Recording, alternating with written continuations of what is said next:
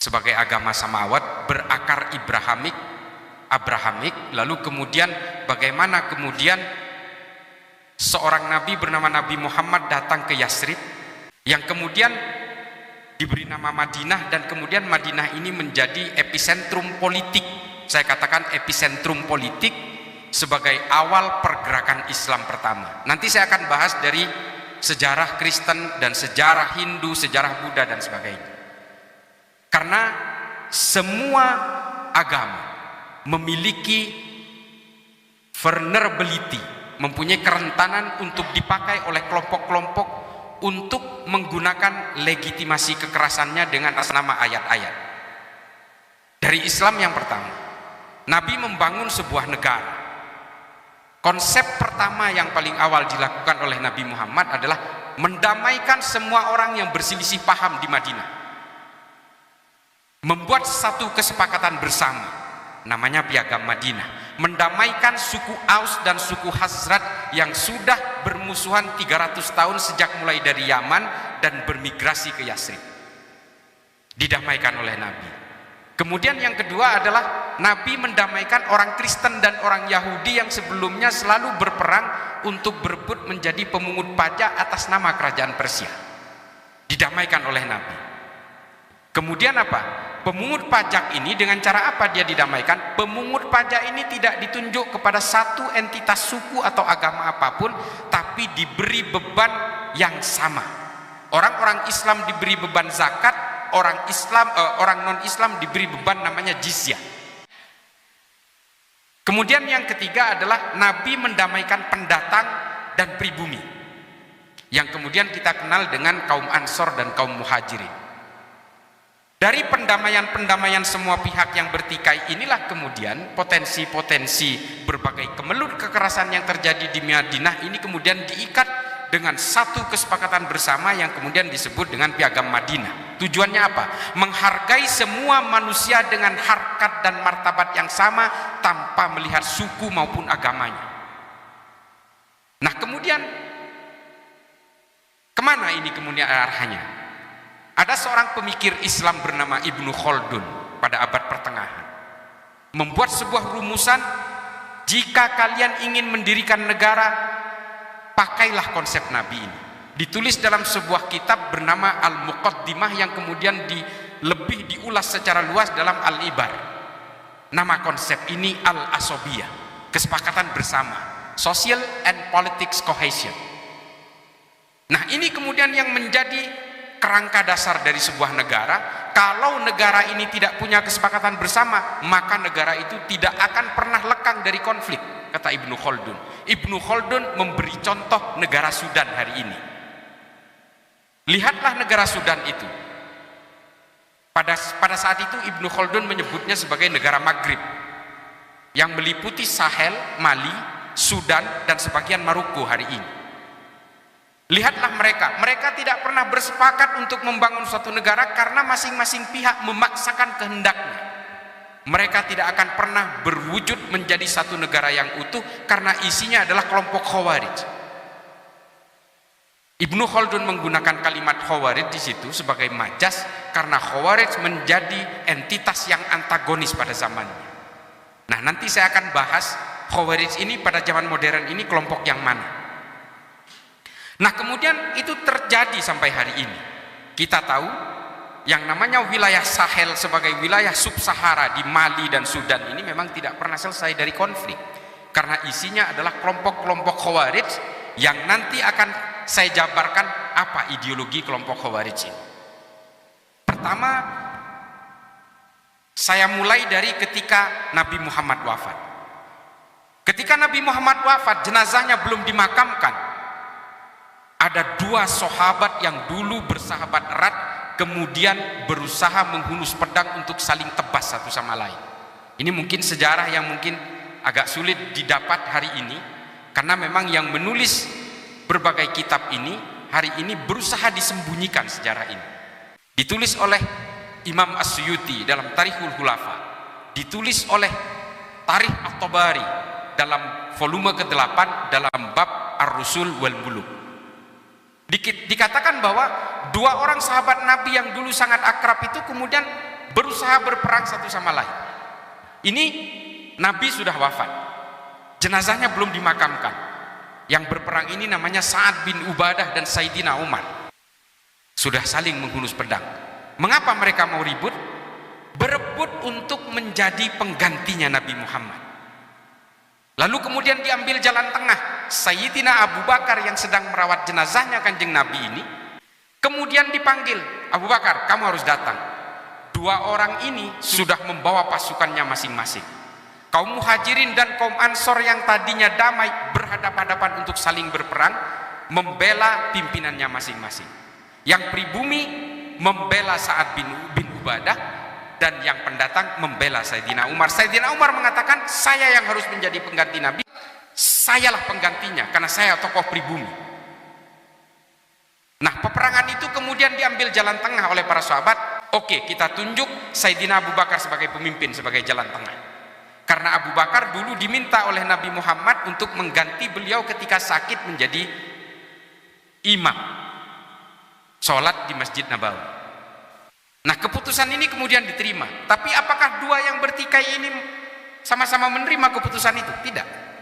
Sa'ad bin Ubadah menolak itu dan menolak untuk mengakui kepemimpinan Sayyidina Abu Bakar. Lalu nanti Sa'ad bin Ubadah mengasingkan diri ke Damaskus.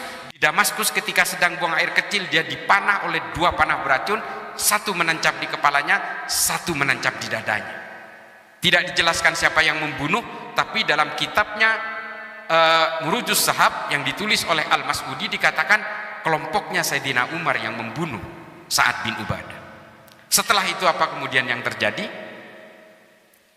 Sayyidina Umar diminta untuk menggantikan Sayyidina Abu Bakar setelah Sayyidina Abu Bakar wafat karena diracun. Beberapa kitab sejarah menyebutkan karena sakit. Imam Asyuti dalam Tarikhul Khulafa mengatakan dia diracun. Beberapa kitab sejarah yang lain mengatakan beliau diracun. Peracunan-peracunan ini nanti akan menjadi postulat utama dari berbagai upaya penggulingan kekuasaan dalam khilafah. Karena apa? Yang menjadi batas kekuasaan dalam khilafah hanya kematian. Sehingga ketika ada orang berhasrat untuk menggantikan pemimpin itu harus dibunuh. Maka peracunan-peracunan ini akan menjadi metode-metode perebutan kekuasaan sampai Kekaisaran Utsmani tahun 1924. Nanti saya bahas sendiri soal khilafah ini. Waktu saya agak sedikit banyak di sini. Nanti silakan ditanyakan. Lalu kemudian Sayyidina Umar wafat, dibunuh ketika sedang sholat di dalam masjid, dibunuh oleh seorang budak dari Majusi, namanya Lu'lu'ah. Dibunuh. Dalam beberapa kitab oleh Al-Mas'udi diterangkan yang membunuh itu memang bukan orang muslim, tapi sebenarnya yang berada di belakang mereka ini adalah konspirasi kalangan muslim juga. Karena mereka tidak suka Umar terus berkuasa dengan sedikit otoritariannya. Nah, kemudian Sayyidina Utsman dibunuh karena tuduhan korupsi. Padahal ini persoalan-persoalan kekecewaan politik. Dibunuh oleh sesama orang Islam. Setelah itu Sayyidina Ali dibunuh oleh siapa? Oleh Abdurrahman bin Muljam At-Tamimi, seorang hafidz Quran 30 juz. Dia seorang penikmat sholat sunnah dan juga penikmat puasa sunnah Senin Kemis yang tidak pernah lowong. Membunuh Sayyidina Ali setelah sebelumnya dikafirkan lebih dulu. Dan setelah itu kemudian apa yang terjadi? Pembunuhan itu terjadi. Apa yang saya ceritakan ini saya tidak ingin menelanjangi sejarah Islam, bukan. Saya hanya ingin memberikan irisan paling utama di dalam Islam, bahwa setiap aksi kekerasan, saling bunuh sesama orang Islam, perang sesama orang Islam, karena satu penyebabnya, kepentingan politik, political ambition. Perang sesama orang Islam tidak hanya sekali terjadi, berkali-kali terjadi. Perang Jamal, perang Siffin, perang Qurrah, perang Zab, perang Nahrawan. Ini memakan kurang lebih sekitar 130.000 sesama orang muslim saling bunuh dalam peperangan. Karena apa? Karena politik. Nah, kemudian ditulis oleh salah seorang ahli sejarah dari Libanon, seorang pemeluk Kristen Maronit, namanya Philip Hurri Hitti, dalam History of the Arabs. Nah, ini kemudian yang menjadi titik kunci. bahwa kelemahan dari semua pemeluk agama yang berakar Abrahamik adalah kepentingan-kepentingan politik.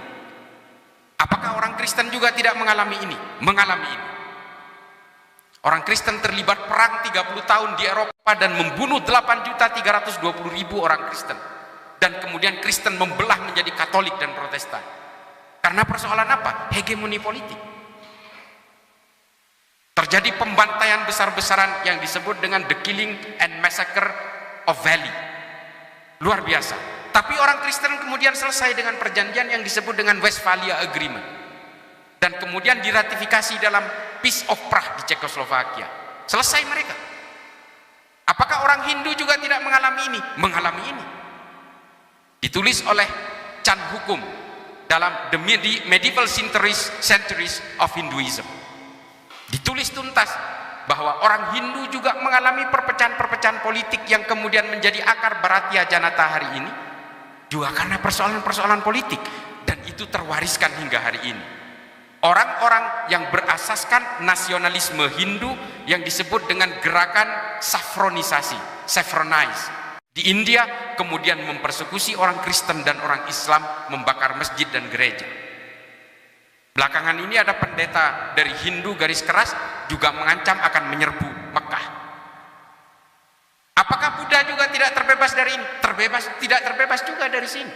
Kelompok Asin Wiratu yang mempersekusi orang Rohingya di Myanmar juga karena persoalan-persoalan hegemoni politik.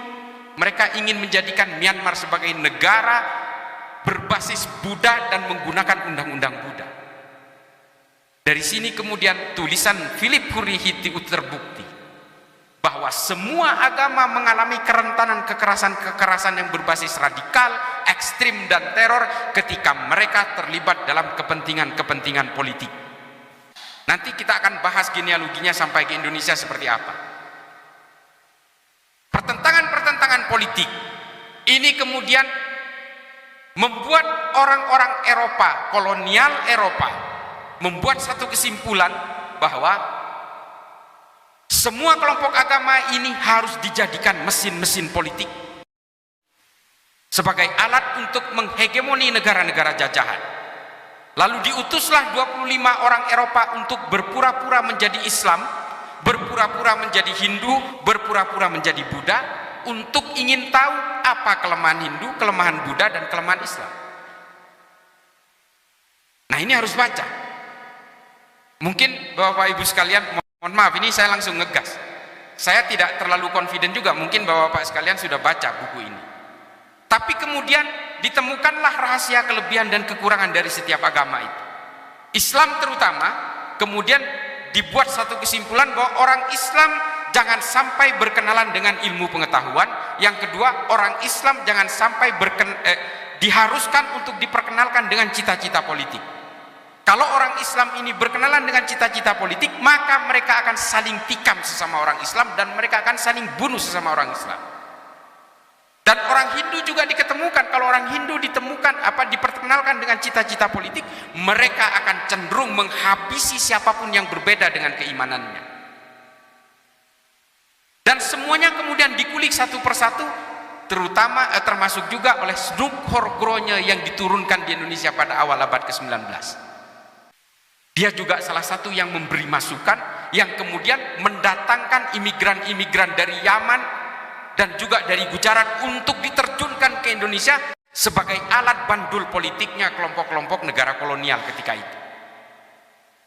Dan kemudian diglorifikasi bahwa Indonesia ini adalah bagian dari protektorat Kekaisaran Utsmani. Sementara di sisi lain ada kelompok yang bernama Wali Songo, kemudian kita kenal ini, berusaha mengislamkan banyak orang di Indonesia. Di sisi lain, orang-orang kolonial mendeploy, mengerahkan berbagai kelompok misionaris sama seperti yang diterjunkan di India, yang kemudian menciptakan berbagai kelompok enklav-enklav perbedaan agama di India yang dilakukan oleh East India Company, dan di Indonesia dilakukan oleh VOC. Sama polanya. Mengapa mereka kemudian berusaha mengacak-acak kita dengan bandul politik yang disebut dengan the shifting strategy of global game ini? Ini yang kita alami hari ini. Bapak Ibu sekalian, mungkin Bapak Ibu sekalian nanti akan bertemu dengan berbagai kelompok-kelompok dengan berbagai tujuannya. Ada Hizbut Tahrir yang berusaha menyuarakan berbagai gerakan-gerakan politik abad pertengahan kepada kita. Kelompok-kelompok sayap kanan yang berusaha menyeret kita bahwa sistem politik abad pertengahan adalah yang paling ideal untuk dilakukan kita hari ini. Satu postulat utama dari kelompok ini adalah berusaha menggiring kita kepada berbagai sejarah masa lalu sebagai sejarah yang paling ideal untuk diterapkan hari ini. Ini pola dari kelompok sayap kanan. Tapi apakah kemudian operasi-operasi intelijen barat bermain di sini? Bermain. Mulai dari sejak kemerdekaan, Saudi Arabia berusaha melepaskan diri dari Kekaisaran Utsmani. Berbagai negara barat sudah melakukan operasi intelijennya di Saudi Arabia, yang kemudian menciptakan satu paham yang bernama Wahabisme. Wahabisme ini kemudian yang menjadi alat untuk menyuarakan berbagai kepentingan barat, untuk menandingi dari berbagai ideologi kiri yang berusaha digelontorkan oleh Uni Soviet pada zaman Perang Dingin. Ini diakui oleh Muhammad bin Salman dalam salah satu wawancaranya dengan PBS, yang membiayai gerakan-gerakan Wahabisme untuk dieksportasi paksa ke berbagai negara ini, dibiayai oleh Amerika dan juga Eropa. Ini diakui. Dari sini kita bisa mengambil kesimpulan bahwa apa yang ditulis oleh Philip Hurihiti ini kemudian dipakai oleh berbagai kepentingan-kepentingan politik global maupun regional hari ini di berbagai negara. Saya sudah ke Mogadishu, Pak. Saya sampai hari ini masih menjadi advisor untuk kontraradikal pemerintahan Somalia. Di sana kita bisa merasakan satu negara yang berpaham Wahabi bisa berperang dan tidak berkesudahan sampai hari ini. Setengahnya dikuasai oleh pemerintah Somalia, setengahnya dikuasai oleh kelompok pemberontak yang bernama Al-Shabaab. Pahamnya sama, manhajnya sama, ijtihadnya sama. Semua ulama Somalia ini adalah lulusan Mekah dan Madinah, tapi mereka berbeda kepentingan politik. Politik juga yang memecah belah siapapun. Bukan hanya karena dalam konteks berbeda keimanan, bahkan yang sama keimanan, sama tafsir, sama mazhab, bisa juga saling mengkafirkan dan saling membunuh satu sama lain karena persoalan politik. Akar-akar politik berideologi kekerasan inilah kemudian yang menjadi berbagai hantu kita hari ini. Dari berbagai kerentanan-kerentanan agama yang dijadikan sebagai tunggangan-tunggangan politik untuk mencapai tujuan kekuasaannya. Philip Hurihiti menulis, orang Islam dijauhkan dari ilmu pengetahuan karena apa? Orang Kristen berusaha dijauhkan dari berbagai kepentingan politik karena apa? Hindu juga dijauhkan dari berbagai kepentingan ilmu pengetahuan karena apa? Karena ilmu pengetahuan ini menjadi medium penting bagi siapapun yang ingin menguasai dunia. Islam pernah mengalami ini pada abad pertengahan. Keilmuan Islam dipakai sampai hari ini. Dipakai, Pak. Bapak kimia modern itu sampai hari ini Jabir Ibnu Hayyan, yang menemukan teori pertama tentang oksidasi dan fermentasi. Ini orang Islam. Yang menemukan angka 0 dalam matematika itu namanya Al-Khawarizmi. Orang Islam, Pak, yang kita pakai hari ini. Kalau kita tidak mengenal angka 0, kita tidak menemukan -1, -2 dan half number antara positif dan negatif. Lalu kemudian Ibnu Sina menemukan teori-teori kedokteran, dan juga Ibnu Khaldun menemukan teori-teori ekonomi yang kemudian dikutip oleh Karl Marx dalam Das Kapital, dipakai juga oleh Adam Smith untuk teori kapitalisme permodalan yang disalurkan kepada